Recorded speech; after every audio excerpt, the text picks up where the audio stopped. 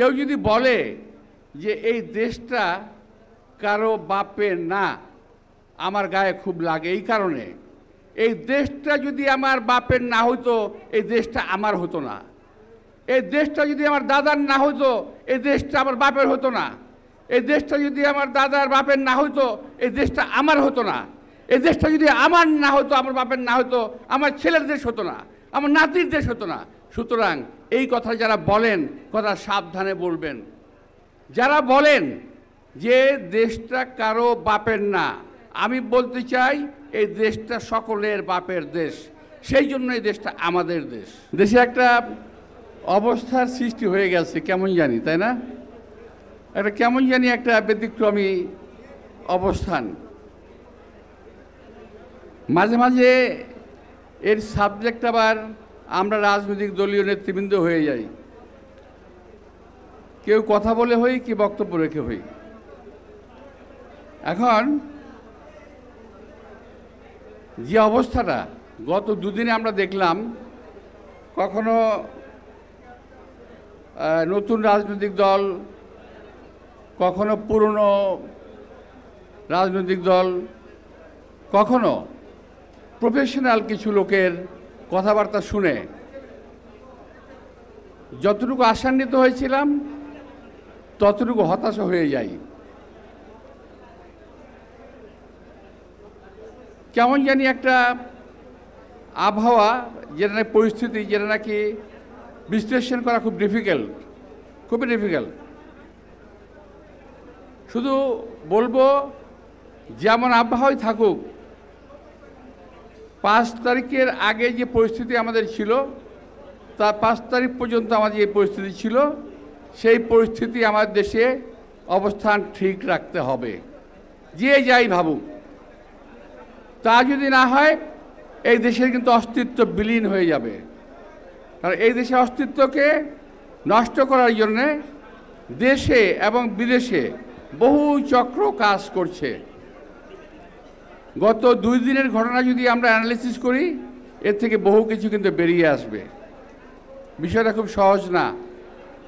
আমরা কথা বললেই একদল লোক দেশে রাগ করেন, একদল লোক বিদেশে বসে রাগ করেন। বলেন আমি কয়েকদিনের কথা বলেছিলাম, সেই কথা আমি এখন স্ট্যান্ড করি, যে আমার কথা বলার 7 দিন পরে গতকাল পরশু কয়েকদিন আমাদের কয়েকটা রাজনৈতিক দলের মতামত জমা হয়েছে। ওই যে সংবিধান সংশোধনের সংস্কারের মতামত জমা হয়েছে। আমি একটু জানতে চাই আমি কি ভুল বলেছিলাম। কেউ তো একমত হয় নাই, সবাই দ্বিমত পোষণ করেছে, কম বেশি সবাই কম বেশি দ্বিমত পোষণ করেছে। আমি প্রথমেই বলেছিলাম যে আপনাদের সকল বিষয় তো সম্ভব হবে না মেনে নেওয়া, এই কথা বলেছিলাম। এর পরিপ্রেক্ষিতে আমার জ্ঞাতি গোষ্ঠী তুলে গালিগালাজ করেছে এক ভদ্রলোক।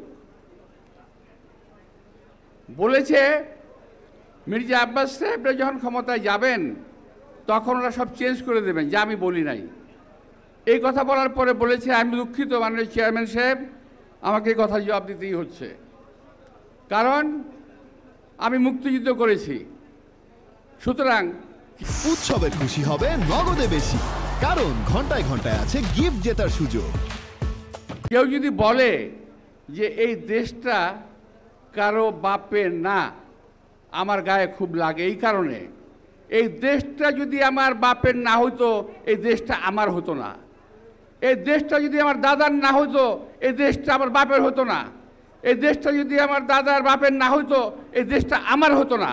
এই দেশটা যদি আমার না হতো, আমার বাপের না হতো, আমার ছেলের দেশ হতো না, আমার নাতির দেশ হতো না।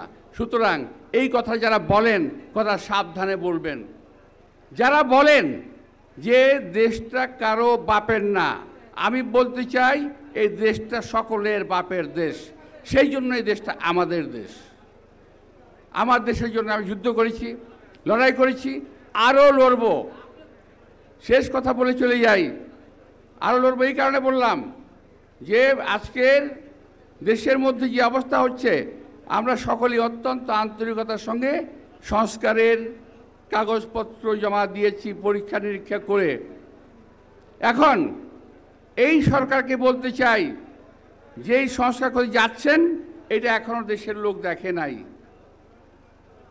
আর যেটা দৃশ্যমান সংস্কার হতে পারে সেটা অবিলম্বে শুরু করেন। সেটা হলো এই সচিবালয়ের ভিতরে যারা আপনাদের সংস্কারের কাজকে বাধা দেবে, বিপদগামী করবে, সেই সমস্ত সচিবরা এখনও সচিবালয়ের ভিতরে বসা আছে, তাদেরকে সরানোর ব্যবস্থা করেন।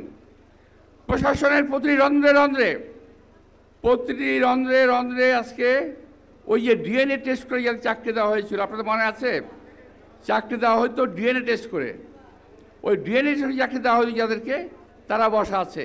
তাদেরকে বাছাই করেন, তাদেরকে শাস্তির আওতায় আনেন। তারা এত বছর চাকরি করে আজও চাকরিতে আছে, এখনও সচিবালয়ে বসা আছে। এটা কিন্তু সন্দেহর অনেক অবকাশ রাখে যে সংস্কার বাস্তবায়ন হবে কি না।